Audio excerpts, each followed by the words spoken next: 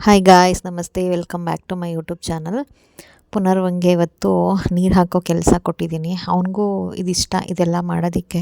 ನಾನು ಒಂದು ಸ್ವಲ್ಪ ಈ ಥರ ಕೆಲಸಗಳಲ್ಲಿ ಇನ್ವಾಲ್ವ್ ಮಾಡೋಣ, ಅವನಿಗೂ ಒಂಥರ ಖುಷಿ ಅನಿಸುತ್ತೆ ಅಂತಂದ್ಬಿಟ್ಟು ನಾನು ಹಾಕೋ ಬದಲಿಗೆ ಅವನಿಗೆ ಕೊಡ್ತೀನಿ ನೀರು ಹಾಕು ಅಂತ. ನಿಧಾನಕ್ಕೆ ಹಾಕ್ತಾನೆ. ನಾನಾದರೆ ಒಂದೇ ಸಲ 2 ನಿಮಿಷಕ್ಕೆ ಮುಗಿಸ್ತೀನಿ. ಬಟ್ ಅವ್ನು ನಿಧಾನಕ್ಕೆ ಅವ್ನು ಸ್ವಲ್ಪನೇ ತಂದು ಹಾಕ್ತಾಯಿರ್ತಾನೆ. ನಾನು ಹಾಕೋವಾಗೆಲ್ಲ ಅವ್ನು ಬರ್ತಾನೆ ನನ್ನ ಜೊತೆ, ನಾನು ಹಾಕ್ತೀನಿ ಅಂತ. ಅದಕ್ಕೆ ಇವಾಗೆಲ್ಲ ಅವನಿಗೆ ಕೊಟ್ಬಿಡ್ತೀನಿ. ಮುಂದೆ ಕೂತ್ಕೊಂಡು ಹಾಕ್ಸ್ಬೇಕಷ್ಟೆ. ಜಾಸ್ತಿ ಹಾಕ್ಬಿಡ್ತಾನೆ, ಗೊತ್ತಾಗಲ್ಲ ಅಲ್ವಾ? ಹಾಗಾಗಿ ಯಾವ್ಯಾವುದಕ್ಕೆ ಹಾಕಬೇಕು ಅಂತ ಹೇಳಿಕೊಟ್ರೆ ಒಂದು ಕಡೆಯಿಂದ ಎಲ್ಲದಕ್ಕೂ ಹಾಕ್ಕೊಂಡು ಬರ್ತಾನೆ. ಸಾಕು, ಅದಕ್ಕೆ ಬೇರೆದಕ್ಕೆ ಹಾಕು.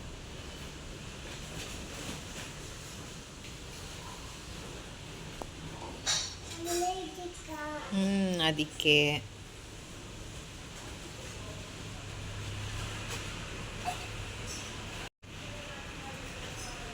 ಪಕ್ಕದ್ದು ಅಲ್ಲಿ ಪೈಪ್ ಹಾಕಿದೆಯಲ್ಲ ಅದು. ಹಾಂ, ಅದು. ಆಮೇಲೆ ತುಳಸಿಗೆ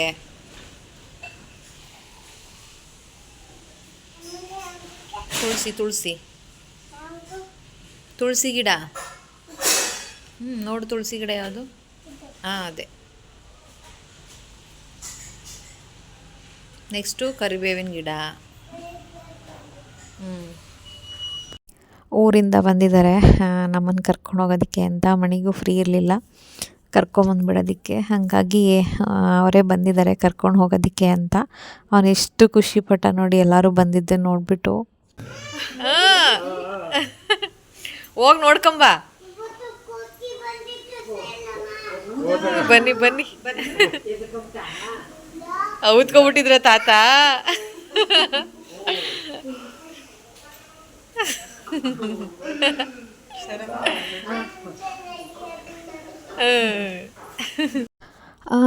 ಆಮೇಲಿಂದ ನನಗೂ ಏನೂ ಅವ್ರ ಮನೇಲಿರುವಾಗ ಏನೂ ವೀಡಿಯೋಸ್ ಎಲ್ಲ ಮಾಡ್ಕೊಳ್ಳೋಕ್ಕಾಗಲಿಲ್ಲ. ಸೊ ನೆಕ್ಸ್ಟ್ ಡೇ ಹೊರಟ್ವಿ ನಾವು ಮಾಲೂರಿಂದ. ಇನ್ನೇನು ಇವಾಗ ನನಗೆ 7 ಮಂತ್ಸ್ ಕಂಪ್ಲೀಟ್ ಆಯಿತು. 8 ಮಂತ್ಸ್ ರನ್ನಿಂಗಲ್ಲಿದೆ. ಚೆಕಪ್ಪಿಗೂ ಹೋಗಬೇಕು. ಅದೇ ಡೇಟಿಗೆ ನೋಡಿಕೊಂಡು ಕರೆಕ್ಟಾಗಿ ಆ ಟೈಮಿಗೆ ಊರಿಗೆ ಹೊರಟೋಗೋಣ ಅಂತ ಅಂದ್ಕೊಂಡು ಪ್ಲ್ಯಾನ್ ಮಾಡ್ಕೊಂಡಿದ್ವಿ. ಸ್ವಲ್ಪ ದೂರದಲ್ಲಿರೋದ್ರಿಂದ ಮನೇಲಿ ಎಲ್ಲರಿಗೂ ಸ್ವಲ್ಪ ಭಯ, ಒಬ್ಬಳೇ. ಆಮೇಲೆ ಅಲ್ಲಿ ಮಾಲೂರಲ್ಲೂ ನಮಗೂ ಯಾರು ಅಷ್ಟೊಂದು ಪರಿಚಯದವರು ಅಂತ ಯಾರೂ ಇಲ್ಲ. ಹೆಂಗಾಗುತ್ತೋ ಏನೋ ಅಂತ ಅವ್ರಿಗೂ ಒಂಥರ ಭಯ. ಹಾಗಾಗಿ 7 ಮಂತ್ಸ್ಗೆ ಊರಿಗೆ ಬಂದುಬಿಟ್ಟಿದ್ದೀನಿ.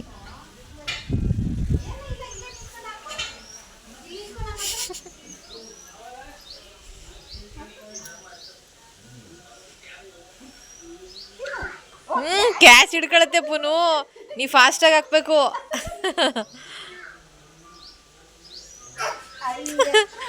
ಮೇಲಿಂದ ಹಾಕು, ಕ್ಯಾಚ್ ಮಾಡುತ್ತೆ ಕಾಲಿನ. ಪಾಪ ಕೆಂಚಿಗೆ ಅಂತ ಬಿಸ್ಕೆಟ್ ಇಟ್ಕೊಂಡಿದ್ದೆ, ಮರ್ತೆ ಹೋಯ್ತು ತರೋದು.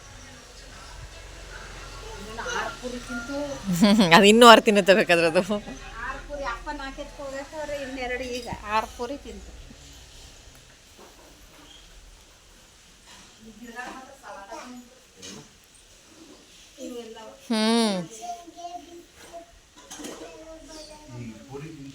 ಈಗ ನಾವು ಮಾಲೂರಿಂದ ಹೊರಟ ದಿನ ತುಂಬ ಟ್ರೈನ್ ಕ್ಯಾನ್ಸಲ್ ಆಗಿಬಿಟ್ಟಿದೆ. ರೈಲ್ವೆ ಟ್ರ್ಯಾಕ್ ಏನೋ ರೆಡಿ ಮಾಡ್ತಿದ್ದಾರೆ ಅಂದ್ಬಿಟ್ಟು ಅವತ್ತೆಲ್ಲ ಫುಲ್ಲು ಕಷ್ಟ ಆಗಿಬಿಡ್ತು. ಬಸ್ಸು, ಮೆಟ್ರೋ, ಟ್ರೈನು ಈ ಥರ ಎಲ್ಲದರಲ್ಲೂ ಬಂದಿದ್ದೀವಿ. ಸೊ ಆಮೇಲೆ ಪ್ರತಿಮಕ್ಕ ಅವ್ರ ಮನೆಗೆ ಬಂದ್ವಿ. ಅಲ್ಲೊಂದು ದಿವಸ ಇದ್ಬಿಟ್ಟು ಇವತ್ತು ಚೆಕಪ್ ಇದೆ, ಹೊರಡಬೇಕು. ಇಲ್ಲಿಂದ ಹೋಗೋ ಅಷ್ಟರಲ್ಲಿ ಮಧ್ಯಾಹ್ನ ಆಗುತ್ತೆ. ನಾವು ಅಪಾಯಿಂಟ್ಮೆಂಟ್ ತೊಗೊಂಡಿರೋದು ಕೂಡ ಮಧ್ಯಾಹ್ನನೇ. ಬೆಳಿಗ್ಗೆ ಅಪಾಯಿಂಟ್ಮೆಂಟ್ ತೊಗೊಂಡ್ರೆ ಅವ್ರು ಕೊಡೋದೇ ಟೈಮು ಮಧ್ಯಾಹ್ನಕ್ಕೇ. ಸೊ ಇಲ್ಲಿ ತಿಂಡಿ ತಿನ್ಕೊಂಡು ಸ್ನಾನ ಮಾಡ್ಕೊಂಡು ಎಲ್ಲ ರೆಡಿಯಾಗಿ ಹೋಗೋ ಅಷ್ಟರಲ್ಲಿ ನಮ್ಮ ಟೈಮ್ ಕರೆಕ್ಟಾಗಿ ಆಗುತ್ತೆ ಅಂತ ಅಂದ್ಬಿಟ್ಟು ಹೊರಟ್ವಿ. ಇವತ್ತು ಸುತ್ತೂರಿಗೆ ಹೊಳೆಗೆಲ್ಲ ನೀರು ಬಿಟ್ಟಿದ್ದಾರೆ. ಹತ್ತತ್ರ ಇನ್ನೇನು ಬಂದಿತ್ತು.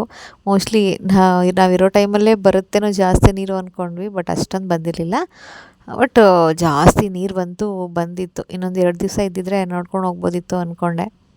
ಈ ಜಾಗಗಳು, ಈ ಹೊಳೆ, ಈ ಸೇತುವೆ, ಮಠ, ಕಾಲೇಜು ಎಲ್ಲ ನೋಡ್ತಾ ಇದ್ದರೆ ಒಂದು ಕಡೆಯಿಂದ ನಮ್ಮ BEd ಡೇಸ್ ಎಲ್ಲ ಹಾಗೆ ನೆನಪಿಗೆ ಬಂದು ಹೋಗುತ್ತೆ. ಆನ್ ದಿ ವೇ ಬರ್ತಾ ದೇವನೂರಿಗೆ ಹೋಗಿ ಬರೋಣ ಅಂದ್ಬಿಟ್ಟು ಹೋದ್ವಿ. ಇದು ಹೊಸ್ದಾಗೆಲ್ಲ ರಾಜಗೋಪುರ ಕಲ್ಯಾಣಿ ಎಲ್ಲ ಮಾಡಿದ್ರಲ್ಲ, ಅದೆಲ್ಲ ಆದಮೇಲೆ ಹೋಗಿರಲಿಲ್ಲ. ನಾನು ತುಂಬ ಏನೋ ಆಸೆ ಇಟ್ಕೊಂಡು ಹೋದೆ, ಬಟ್ ಅಲ್ಲಿ ಹೋಗಿ ಡಿಸಪಾಯಿಂಟ್ ಆಯಿತು. ಯಾಕಂದರೆ ಫುಲ್ ಎಲ್ಲ ಗೇಟೆಲ್ಲ ಕ್ಲೋಸ್ ಮಾಡಿದರು, ಒಳಗಡೆ ಯಾರಿಗೂ ಬಿಡಲ್ಲ, ಗೇಟೆಲ್ಲ ಲಾಕ್ ಮಾಡಿದ್ದಾರೆ. ಒಳಗಡೆ ಹೋಗಿದ್ದೆಲ್ಲ ಫೋಟೋ ತೊಗೊಂಬಂದಿದ್ದೆ, ಚೆನ್ನಾಗಿ ಅನಿಸೋದು, ಬಟ್ ಚೆನ್ನಾಗಿದೆ ಮಾತ್ರ. ಸೊ ಆಮೇಲಿಂದ ಅಲ್ಲೆಲ್ಲ ನೋಡಿಕೊಂಡು ಅಲ್ಲೇ ಊಟ ಮಾಡಿಕೊಂಡು ಊರಿಗೆ ಹೊರಟ್ವಿ.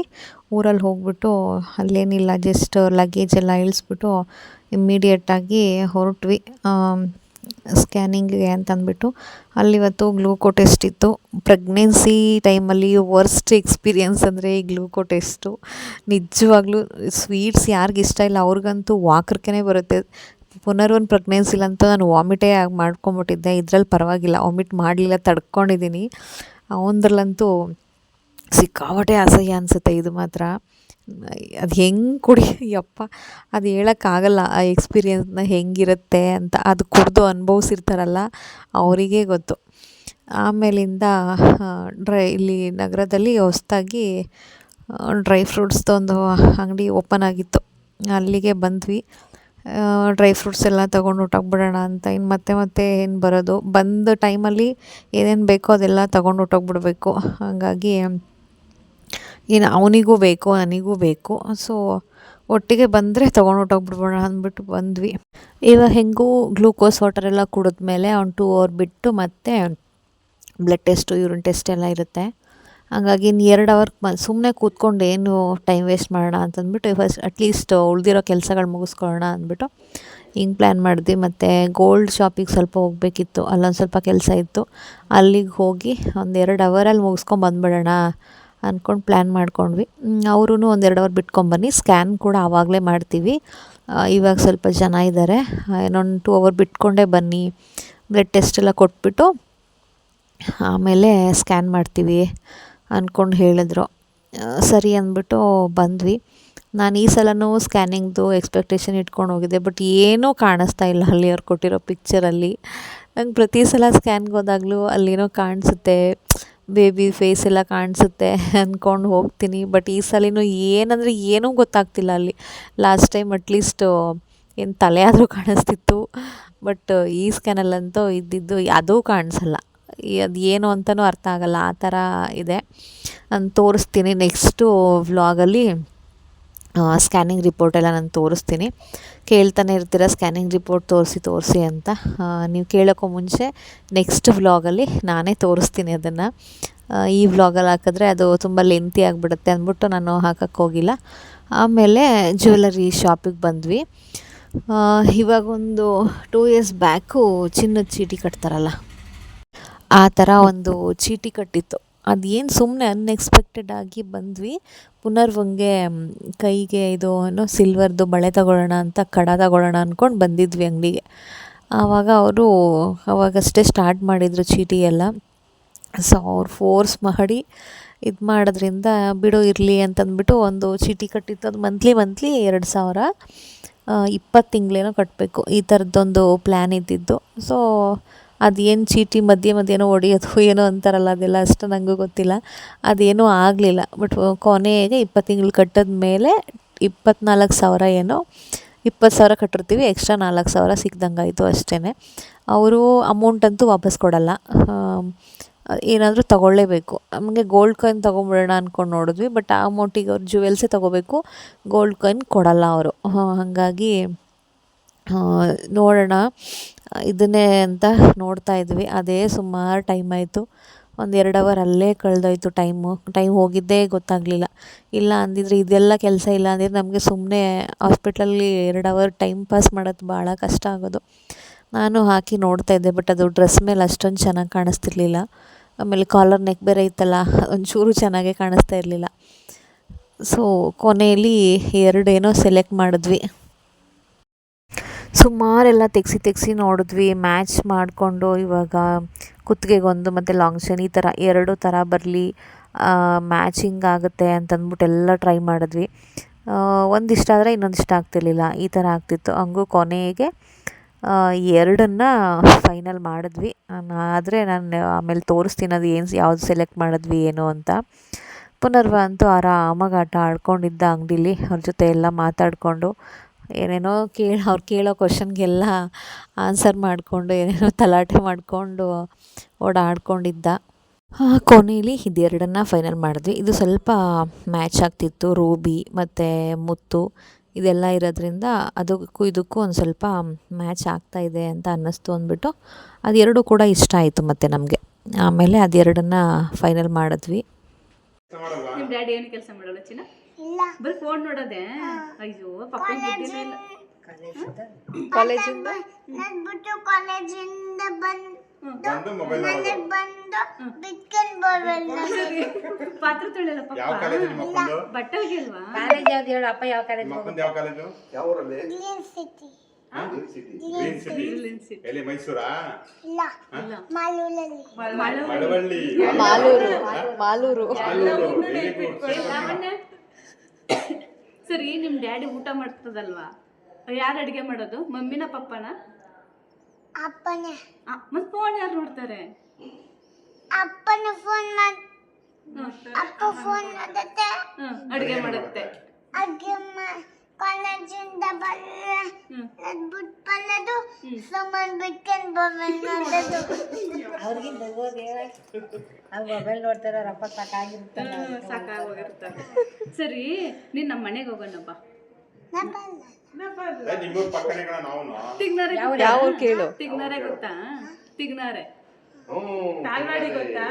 ತಾಳ್ವಾಡಿ ಗೊತ್ತು.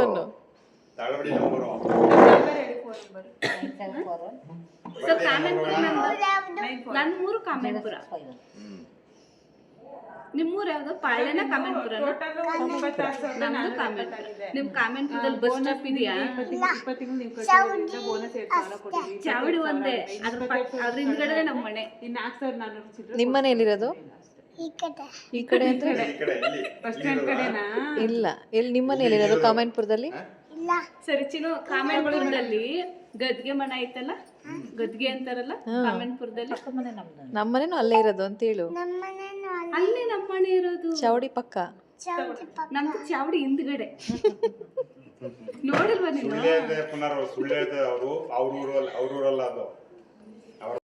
ಸೊ ಆಮೇಲಿಂದ ಜ್ಯುವೆಲರಿ ಶಾಪಿಂದ ಮತ್ತೆ ಡಯಾಗ್ನಿಸ್ ಸೆಂಟ್ರಿಗೆ ಬಂದ್ವಿ. ಅಲ್ಲಿ ಮತ್ತೆ ಇವಾಗ 2 ಅವರ್ಸ್ ಆದಮೇಲೆ ಬ್ಲಡ್ ಕೊಡಬೇಕಿತ್ತಲ್ಲ, ಬ್ಲಡ್ ಟೆಸ್ಟಿಗೆ ಮತ್ತು ಯೂರಿನ್ ಟೆಸ್ಟಿಗೆಲ್ಲ ಕೊಟ್ಬಿಟ್ಟು ರಿಪೋರ್ಟಿಗೆ ವೆಯ್ಟ್ ಮಾಡ್ತಾ ಇದ್ದೀನಿ. ಮತ್ತು ಸ್ಕ್ಯಾನಿಂಗ್ ಕೂಡ ಆಯಿತು, ಬಟ್ ಬೇಗ ಆಗೋಯಿತು. ಹೋಗಿದ ತಕ್ಷಣವೇ ಎಲ್ಲ ಬ್ಲಡ್ ತೊಗೊಂಡ್ರು. ಬ್ಲಡ್ ತೊಗೊಂಡಿದ್ದ ತಕ್ಷಣವೇ ಕರೆದ್ರು ಸ್ಕ್ಯಾನಿಂಗಿಗೆ. ಹೋದ್ವಿ, ಪಟ ಅಂತ ಕೆಲಸನೂ ಆಗೋಯಿತು. ಸೊ ಇವಾಗ ಒಂದು 1/2 ಅವರ್ ಆಗುತ್ತೆ, ವೆಯ್ಟ್ ಮಾಡಿ ಅಂದರು. 1/2 ಅವರ್ಗೂ ಮುಂಚೆನೇ ಕೊಟ್ಟರು. ಒಂದು 15 ಮಿನಿಟ್ಸ್ಗೆಲ್ಲ ಬಂತು ರಿಪೋರ್ಟು. ಅಷ್ಟರಲ್ಲಿ ಟೈಮ್ ಆಗಿತ್ತಲ್ಲ, ಅವನಿಗೂ ಹೊಟ್ಟೆ ಹಸಿತಿತ್ತು. ಅದಕ್ಕೆ ಬಾಳೆಹಣ್ಣು ಇಟ್ಕೊಂಡಿದ್ದೆ ಬ್ಯಾಗಲ್ಲಿ. ಬಾಳೆಹಣ್ಣು ಕೊಟ್ಟೆ, ತಿನ್ಕೊಂಡು ಕೂತಿದ್ದ. ಅಷ್ಟರಲ್ಲಿ ರಿಪೋರ್ಟ್ ಎಲ್ಲ ಬಂತು, ಇಸ್ಕೊಂಡು ಇವಾಗ ಹಾಸ್ಪಿಟ್ಲಿಗೆ ಬಂದ್ವಿ ಚೆಕಪ್ಪಿಗೆ ಅಂತ. ಈ ಸಲ ಒಂದು ವೆಯ್ಟ್ ಚೆಕ್ ಮಾಡೋಣ. ನಾನು ಇಲ್ಲಿ ಬಂದಾಗೆಲ್ಲನೂ ಚೆಕ್ ಮಾಡ್ತಾನೆ ಇರ್ತೀನಿ. ಈ ಸಲ ವೆಯ್ಟ್ ಚೆಕ್ ಮಾಡೋಣ ಅಂತ ಮಾಡಿದೆ. ಲಾಸ್ಟ್ ಮಂತ್ ಮಾಡಿದಾಗ ಕಡಿಮೆ ಆಗಿಬಿಟ್ಟಿದ್ದ, 12 kg 800 ಗ್ರಾಮ್ ಏನೋ ಇದ್ದ. ಬಟ್ ಈ ಸಲ ಸದ್ಯ ಇನ್ಕ್ರೀಸ್ ಆಗಿದ್ದಾನೆ, 14ಗೆ ಬಂದಿದ್ದಾನೆ.